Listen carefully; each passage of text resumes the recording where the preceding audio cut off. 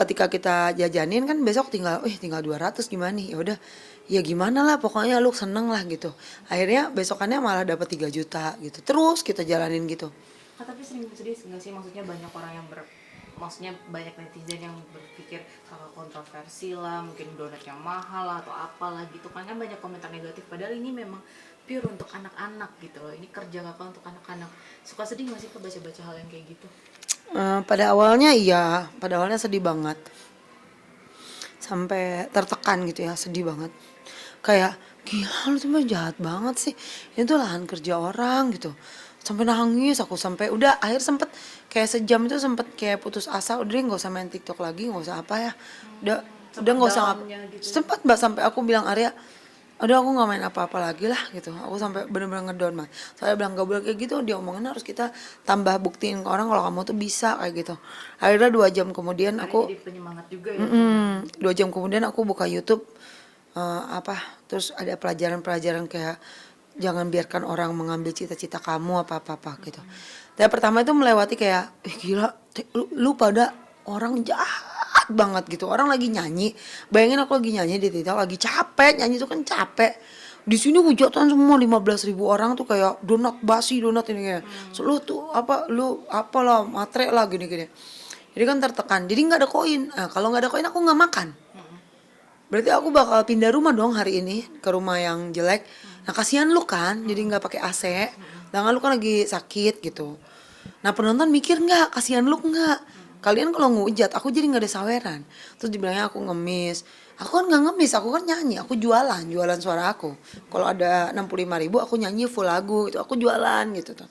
Tapi kan penonton nggak ngerti. Tapi setelah aku pikir-pikir selama waktu itu kita liburan 3 hari di hotel di Borobudur sama Arya itu aku berpikir kenapa ya orang ada food vlogger atau siapapun yang kayak sedih banget sih dia ngomongin kayak gitu Jahat aja gitu omongannya gitu. ya pokoknya ya ampun gitu sedih banget gitu tapi pas aku pikir nah pingkan itulah dunia gitu jadi dunia ini tuh orang itu berbeda-beda semua orang tuh berbeda-beda jadi Harus diterima aja gitu. dihormati aja gitu Dihargai aja pendapatnya.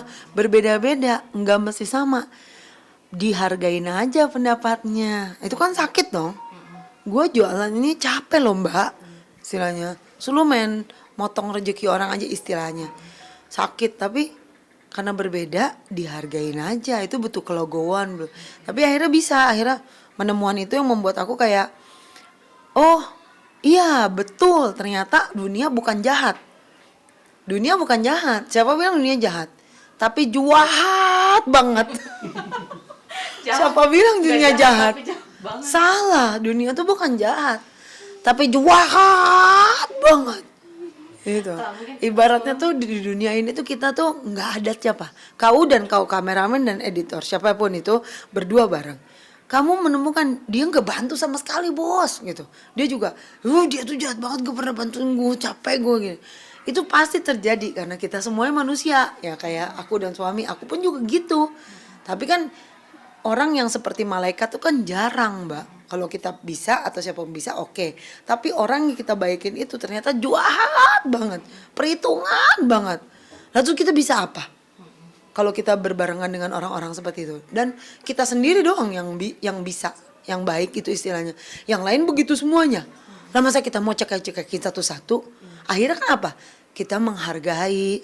tapi Gitu ya udah tapi kita itu harus fokus dengan cita-cita kita ibarat nih serangan sana udah kita itu minta doa sama Tuhan fokus pelan-pelan jalan lurus nggak usah lihat kanan kiri gitu dan juga nggak usah nyenggol kita disenggol nggak apa-apa cuma diam senggol lagi nah, itu pelajaran sampai akhirnya sama suami pun sama suami itu orang lain sama suami pun dia orang lain kalau dibilang ada jahat enggak jahat banget misalnya gitu tapi ternyata ketika kita ngobrol bukan jahat yang malahan aku temuin bener netizen persis kayak gitu bukan jahat cuma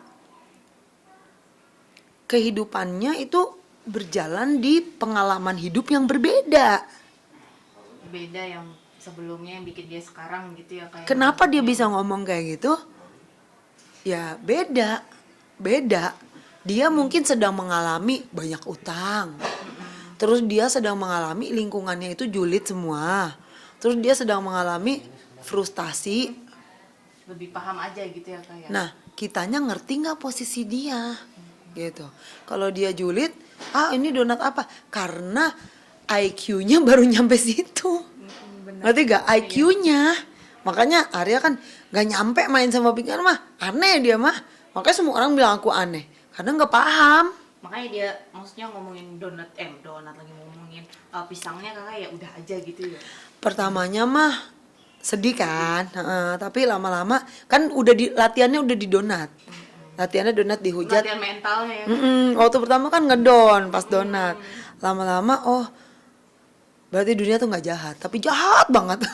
Kak, tadi kan Tapi juga, kita nggak bilang jahat, jangan salah. Di sini kita bilang jahat, tapi sebenarnya bukan jahat. Dia mah istilahnya nih kita naik pesawat, dia mah naik bajai gitu.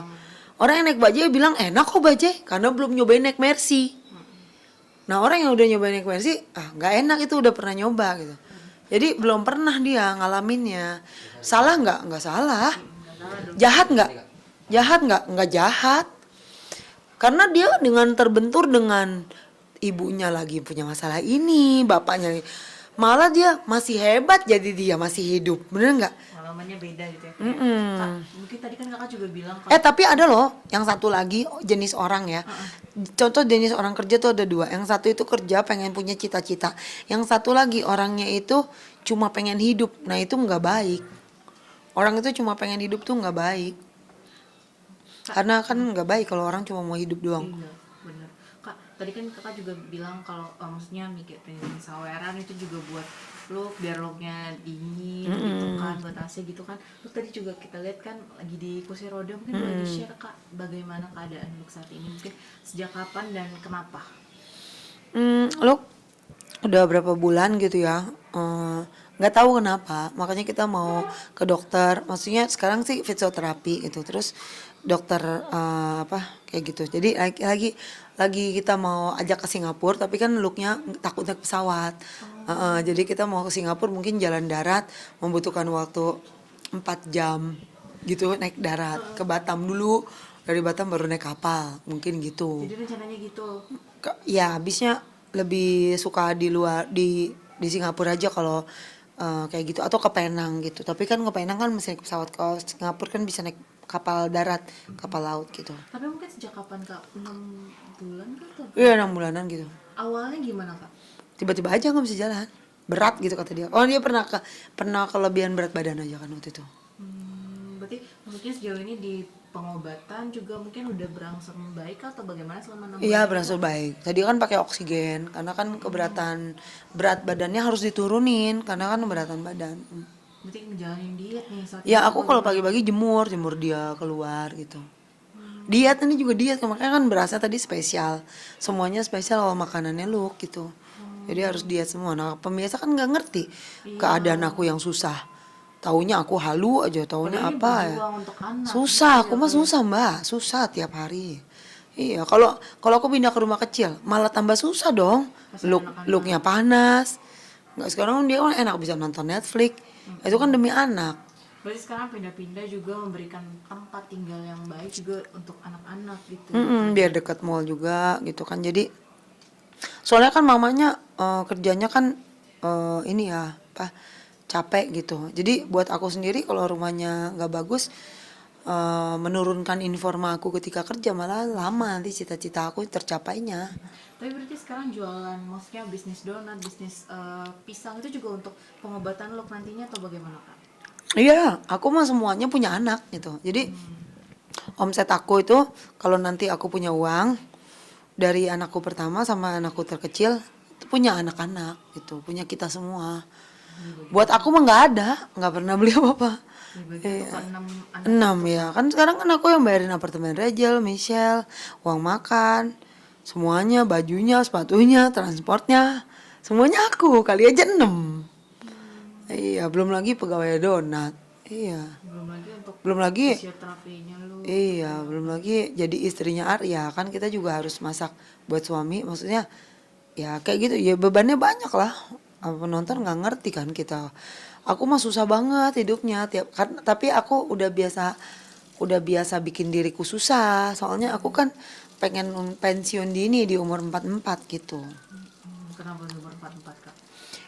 Nggak bilang di umur 44, cuma aku pengen pensiun dini supaya aku itu badanku tuh berhenti bekerja gitu. Udah capek kakak, maksudnya udah nggak rindu lagi kah nyanyi atau gimana tapi? Enggak lah, kalau nyanyi udah bosen. Karena udah jadi diva juga. Kan aku tinggal yang belum dicapai kan jadi artis internasional. Sama jadi pengusaha kan sekarang udah running pengusahanya. Tinggal artis internasional aja yang belum aku punya.